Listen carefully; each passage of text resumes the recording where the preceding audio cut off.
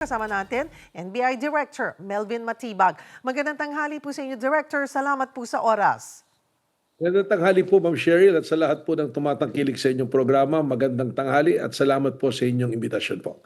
Director, ano na po yung pinakahuling estado ng investigasyon ng NBI tungkol dito sa umano'y banta ni Vice President Sara Duterte laban nga kina Pangulong Bongbong Marcos? Ganito po yun, Ma'am Cheryl. No? Actually, yung ginagawa namin after nung banta niya at nung dumating po ako rito sa NBI, talagang continuing investigation to until we pinpoint kung sino yung kinausap niya. What we have established is, seryoso po siya ron sa banta na yan. Hindi po siya conditional, kundi this is an absolute na threat.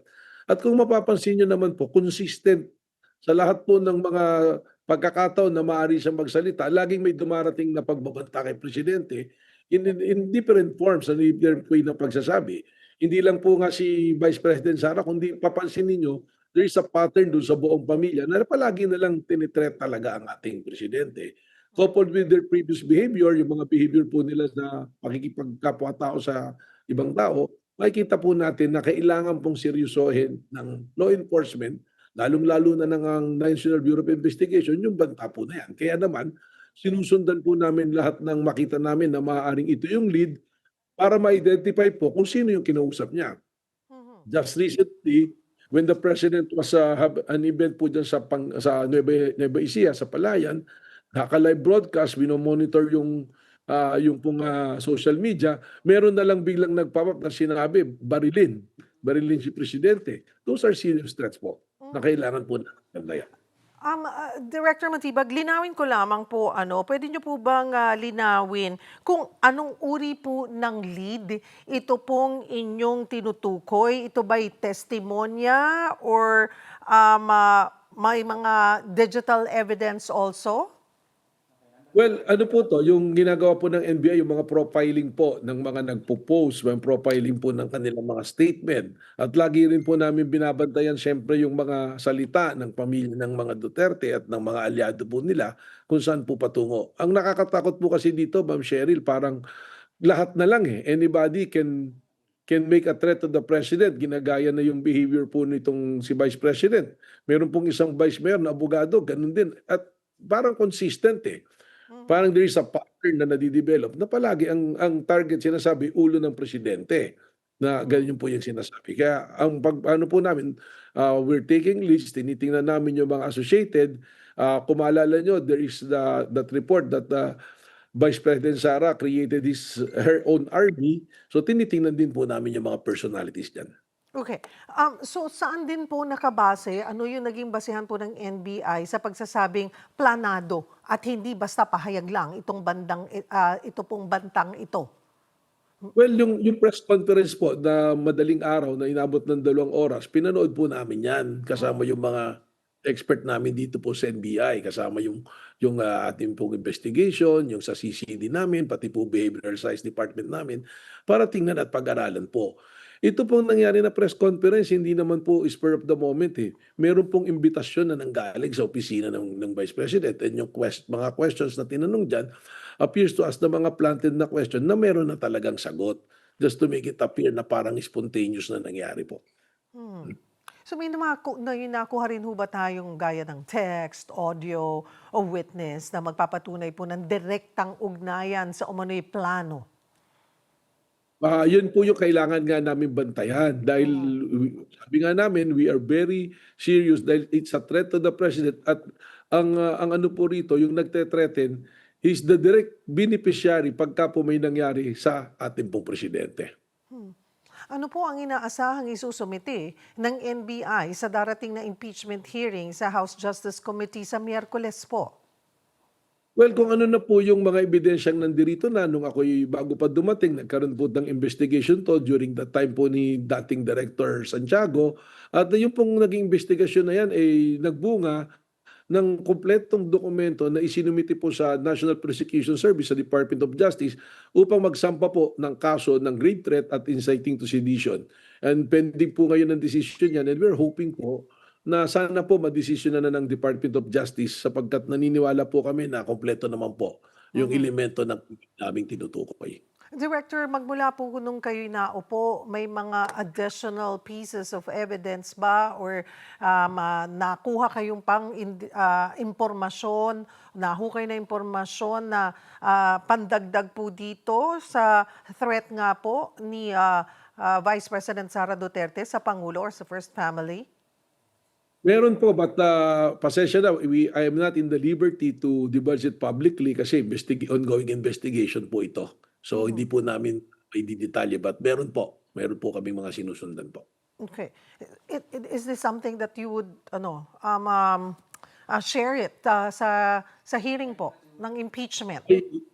Yun po kasi ganyan, hindi po namin maaari pang ibahagi yan dahil it's an open case na sinusundan pa po. Pero what we have, yung pong aming mga testimonya na nakuha, maaari na po namin ibahagi po yan. Dahil something po na, alam nyo po, nasa law enforcement tayo, yung intelligence po natin na division, baka po masunog yung ating mga leads at mga sources. Sa halip na matapos natin at na makuha natin yung ating gustong mga kunin ay magkaroon po ng maalarma yung ating po mga sinusundan po. But so far doon sa mga karagdagan na kahit hindi niyo po pa puwedeng ilabas sa publiko, may mga iba pang mga pangalan, malalaking pangalan, personalidad na sangkot po dito? Well, pag tiningnan po naman namin ang isang basehan nga naming pagbabasihan diyan, yung behavior po sa public, sa social media, eh. Do'n naman Mhm. din po may palabas, eh. But we just have to process it very carefully. Yung mga expert po natin dito tumutulong magproseso para alin po yung aming susundan at alin po yung aming hindi hindi susundan, ano po. Mhm. Director, may mga hawak na kayo, may mga sinusundan pa kayo, may mga nade-discover pa kayo. Sa puntong ito po ba ay masasabi ninyo na matibay ang hawak na ninyong ebidensya laban po sa bise? Well, dun po sa pinal naming kaso na grave threat saka po yung inciting to sedition, sigurado po kaming matibay po yung mga ebidensya Mhm. na nakuha namin at isinumite po. Yung pa lang naman po yung kaso kasi dito naman po sa atin yung conspiracy to commit murder, hindi naman po actionable pa na case yan unless nagkaroon na ng yung ibang elements na frustrated, na attempted, ganun po. Mhm. Pero yun nga po, sinasabi ko, the threat that was made, hindi po siya conditional. That is an absolute po eh. Absolute po na threat yan eh. Malinaw Mhm. naman po yung Mhm. Director, isama ko na isingit ko na rin po yung mainit na issue rin simula noong Biyernes pa tungkol naman sa pagkakasangkot po ng asawa at anak ni dating Congressman Mike Defensor sa ni-raid na establishment. Paano po ninyo tinutugunan yung aligasyon ni Ginang Julie Defensor na ito ay isang political vendetta? well, yun po yung depensa nila, tingin ko po yung depensa nilang yan, it will not hold the water sa korte po or sa piskalya, eh. Kasi malinaw po yung ebidensya. Dalawang bagay lang po yung itatanong ko kay Julie Defensor, ano po, at kay Mike Defensor na rin. Meron bang nangyari na human trafficking doon sa lugar nila? At sino ba ang namamahala at may-ari ng lugar? Mhm. Number one, po, meron. Ano po ba yung elemento ng human trafficking? May act. Ano po yung naging act? Recruitment. Ni-recruit po nila yung mga kababaihan. Ang tawag na po nga, hindi GRO, kundi CCA. In-upgrade na nila. Customer Care Assistance. Yun po yung tawag doon sa mga babae. Anong susunod po doon? Yun yung act. Yung means naman. Ano yung means? Sinasabi po ni Mike Defensor, wala namang pilitan diyan eh.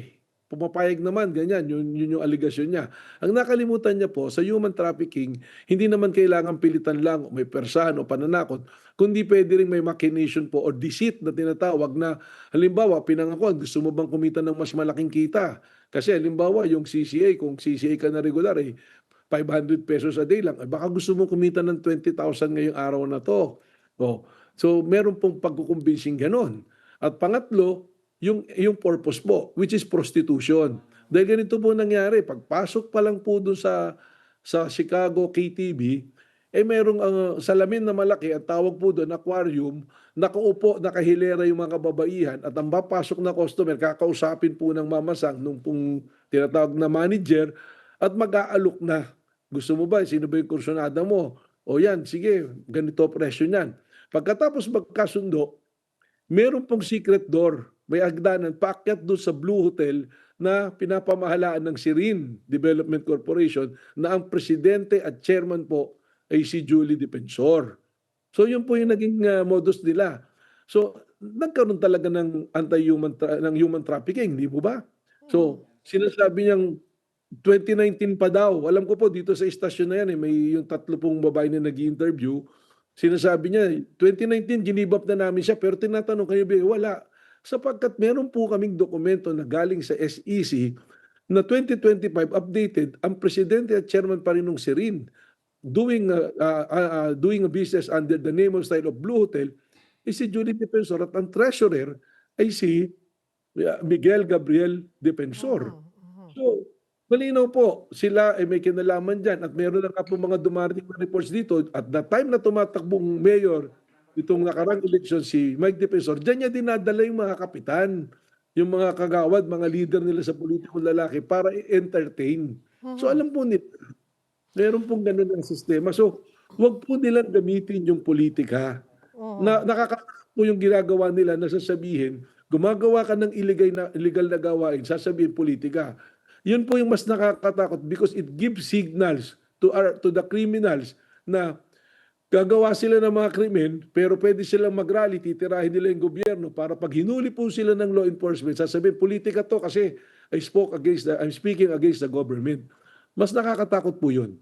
At alam naman si Mike Defensor, pag ngayon nga nagpapasukan yung mga history lumalabas tuloy pati sa Paddy's Point, yung mga nahuli na prostitute noon, sinasalo niya. So may pattern po Huwag po nila sabihin politika. Dahil gumawa ka ng lagay at hindi po ako ang naglagay sa pamilya niya para malagay sa ganyang sitwasyon. Nagnegosyo kayo ng ganyan, ginamit mo yung pamilya mo, ilagay mo dyan ang pangalan nila na may ginagawang illegal, hahabulin po kayo ng batas. Pangalawa, pinofile namin po yung mga 54 rescued na kababaihan. Alam po ba ninyo, doon sa 54 na yon, Ma'am Cheryl, most of them are single moms. Ano pong ibig sabihin nito? Doon na po pumapasok yung mode nila na kinukumbinsi dahil mahihirap na tao to Gipit sila kakapit sa patalim. So, sinasabi ni Mike Defensor, ano ba tong NBI na to? Dami naghihirap. Ang ginagawa pa, hulihin to, nawawalan ng trabaho. Mas nakakatakot naman po yung ginagawa mo dahil sa kahirapan ng tao, pagsasamantalahan mo, papapasukin mo sa illegal, gagawin mong prostitute, mas nakakatakot po yun. Yun po yata yung mas bantayan natin kaysa yung sasabihin pinupolitika. Siya po, nasa political front ngayon, kritiko siya, pero gumagawa siya ng illegal. Hindi naman po natin siya hinahabol kung legal yung ginagawa niya So sila po yung magpaliwanag, andyan yung dokumento that is SEC galing, official document. Galing po yung permit po, 2006, galing sa City Hall ng Pasig City. Sirin Development Corporation. Sinong may-ari ng Sirin Development Corporation? President Chairman, si Julie Defensor. Na ito pong mga to, may connection pa nga Kasi yung buong compound, Cliff Point Development Corporation, ang chairman naman ng korporasyon, si Mike Defensor naman. At ang holding company, Pax River Mining, na ang majority owners, sila Mike Defensor din. Yung treasurer ng Chicago KTV, na si Del Rosario, siya rin po ay shareholder nung Cliff Point Development Corporation. So ano po yung yan? Yung Cliff Point Development Corporation, ang treasurer, interlocking sila Magkano ang kinikita ng Chicago KTV at ng Blue Hotel sa araw-araw? Baka 1 million Isipin nyo, naging joke nga yung isang Cropec, isang platidong Cropec, 700 pesos. So, million yung kinikita nito. But the treasurer, interlocking, they control yung pondo. So, yan po yan. So, they challenge me, sasabihin nila, politika, walang ginagawa NBI, habulin sila. Mula po nung nag-assume ako, 64 days na po ako ngayon. Ang apprehension po namin, successful apprehension ng operation namin, Ma'am Cheryl, 123 successful operations po. Nakapile kaso na yan, ma'am. At sabi niya, tina-target puro kumpanya ng kalaban. Iba-iba pong kumpanya yun Saka yung human trafficking, mahigpit po talaga kami dyan. Just Saturday po, meron din kaming hinuli sa Pampanga. Hindi naman po political yun. Prior to that, yung magsaing po, ang dami po naming ginawa. ang mandato po namin hulihin yung gumagawa ng illegal, hindi po kami political na ahensya. Mhm. Director Matibag, kailan niyo po sinimulan yung investigasyon on this? Saan nanggaling at kailan yung lead na nakuha about this Chicago KTV? Well, ma'am, halos isang buwan po naming ginawa yung surveillance nito. Meron po kami mga asset na pinapadala to investigate. That is how we do yung trabaho po Yeah. namin Mhm. ng mga kaso. At Mhm. nag-positive po. Kaya po pala, ito pa, banggitin ko po, nung nag-decide kaming i-raid dyan, hindi po NBI lang dumating dyan. Kasama po namin ang local government ng Pasig. Andiyan dyan po yung CSWD, yung social workers. Tapos nandiyan din po yung mga barangay officials nung ginawa namin. Nag-imbita po kami ng media to observe yung raid po niyan at meron po Mhm. yung ating mga nag-raid. Wala Mhm. po tayong kalokohan diyan. Kaya Mhm. napakahirap naman kung ang depensa mo sasabihin politika at kung Mhm. daw meron ako personal kay Mike Defensor, wala po akong personal. Katunayan, magkakilala po kami. Opo. Kaya lang, Yeah. nandito po ako dun sa law enforcement, I will make sure na gagawin ko po yung mandato na binigay po sa akin ng batas. Mhm. Director Matipag, sabi niyo nga po, this Chicago KTV, may aquarium yan pagpasok nyo, tapos may secret door going to Serene. So Blue Hotel po, yeah, Ah, opo, si Rin po yung mamanis doon. Si Rin doing business under the name and style of Blue Hotel. okay. Ang Serene ang manage sa Blue Hotel. Kita rin po yun, yung Blue Hotel tsaka si Rin, isa lang. Ang gamit niya lang na brand, kumbaga yung si Rin, yung po yung registered corporation niya sa Oh, SEC. aha, Pero yung brand, yung Blue. aha. Tapos para lang po klaro, so Blue Hotel, pero yung Chicago ay kanila rin. Siya. At ginawa po naman nila, may lease agreement sila. Si Rin po, ibig sabihin, yung first and second floor niyan ay si Rin po. Mhm. Ang ginawa, ha, ang ginawa po nila, pinarenta po nila sa, wala. Pinarenta po nila sa Chicago. Ang sinasabi ko nga po, interlocking officers and director. Yung Aha. Del Rosario, treasurer, ay isa po sa director din po at shareholder po nung Cliff Point Development Corporation na pagmamay-ari rin po ng mga depensor. Alright, okay. Puntahan ko lamang po yung sabi niyong pag-profile, na-profile niyo na po itong 54 na na-rescue na mga kababaihan.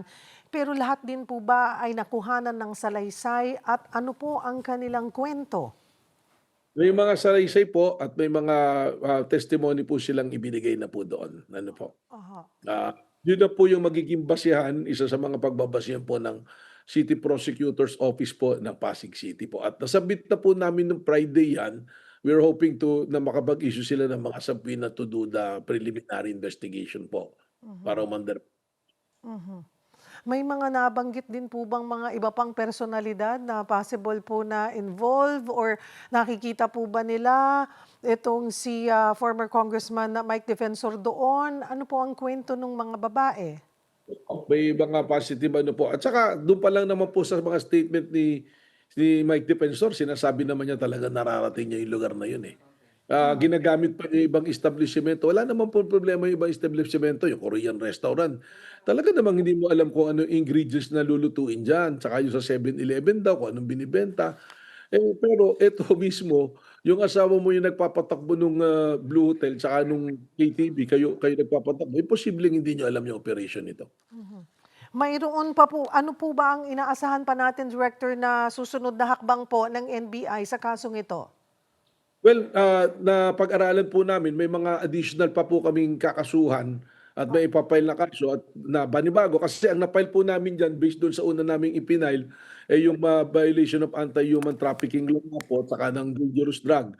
Pero idadagdag po namin dito yung may Presidential Decree 1566 po at saka Republic Act 9593, yung Tourism Act of 2009 na kung saan dapat yung hotel po, pag foreigner yung pumapasok, nagre-require yan, may recording process po, na hindi rin po nila ginawa. Dahil yung isa pong na-apprehend nga namin na identified na talaga nag-avail ng sexual favors po, nasa kwarto ay Taiwanese, wala pong record sa kanila na kinuha nila ng data, ng passport po nila.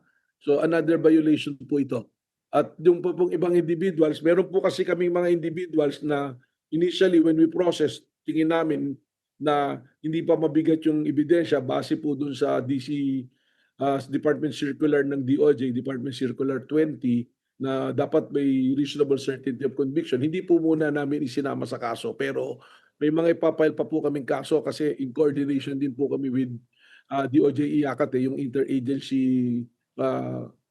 interagency na against trafficking po. So, kasama po namin yon yung IACAT dito.